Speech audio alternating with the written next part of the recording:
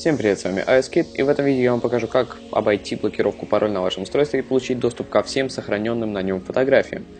Данный способ работает на всех версиях iOS 8, которые вышли на данный момент, а точнее вплоть до iOS 8.1 и также, скорее всего, работает на всех версиях iOS 7.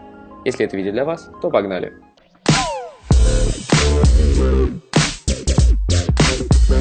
Так, первое, что я делаю, это продемонстрирую то, что у меня действительно есть пароль.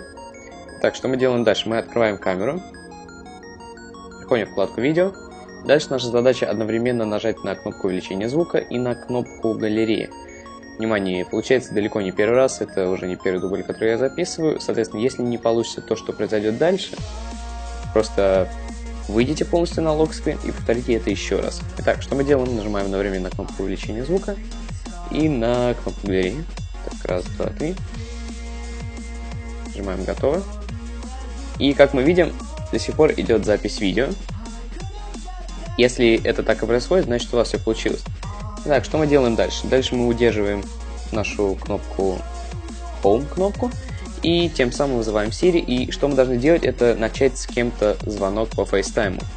Так. FaceTime Julia.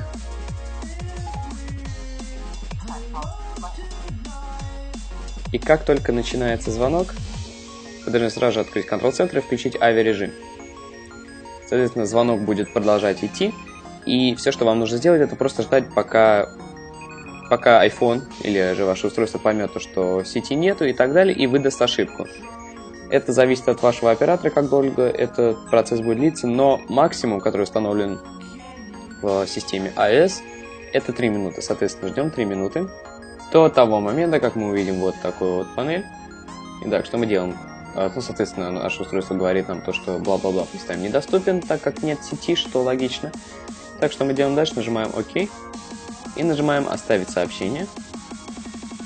И, в принципе, если у вас все так получилось, то значит вы правильно выполнили процесс. Дальше все, что нам остается сделать, это нажать на кнопочку «Фото», и мы получаем доступ к совершенно всем фотографиям и видео, которые доступны на этом устройстве.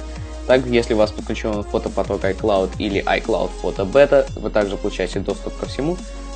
Таким образом, вы получаете доступ ко всей фото и видео библиотеке, которая есть на вашем устройстве. Опять же, повторюсь, данный способ работает на всех iOS-устройствах, которые поддерживают Siri и FaceTime.